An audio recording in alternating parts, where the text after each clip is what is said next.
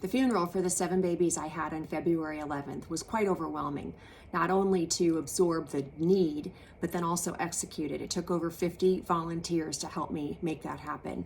And I was so thankful for the community that came together, the small businesses that came beside me, the organizations that collaborated with me to make it happen, to celebrate the life of these babies that were unclaimed at a funeral home. But what's been equally amazing is the response. I think maybe 5 million people watched the video of the funeral.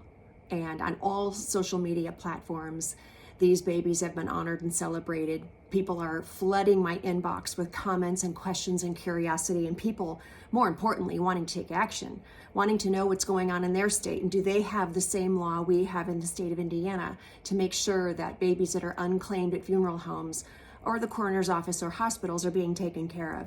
We in the state of Indiana have amazing opportunities because lawmakers have gone before me to cover this need and make sure that babies are honored and dignified in death. And I make sure that they're celebrated and known and that they're named.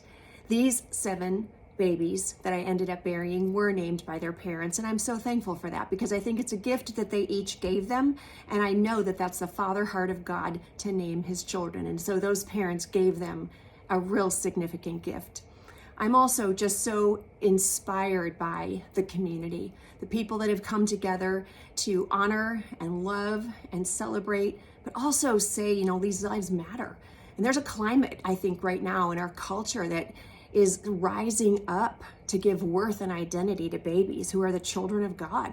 And through Safe Haven baby boxes or an invitation to invite women to celebrate showers of babies that have come out of really difficult crisis pregnancies, women are choosing to carry. They're choosing adoption as the safe option to take care of their baby. And so together, as we rise up and raise awareness and educate the community on different options and different things happening, I reflect on this funeral. I reflect on what I saw, what I heard, what I felt, the honor I had, the privilege I had to take care of these babies in death. And I know that there are so many more. This is only the beginning. My word for the year is started, and I didn't quite understand it, but boy, I'm looking at it now and thinking, wow, I'm only getting started. And as I work with the president of the Funeral Home Association to uncover this huge issue, I think it's an epidemic among funeral homes in our state. And we're going to get to the bottom of it, and we're going to expose it, and we're going to make sure that babies are claimed, honored, and given worth like they deserve. From Mark 10, Jesus said, "Let the little children come to me, for the kingdom of heaven is theirs." And so we need to be like children in our hearts, receiving the gift of God of grace.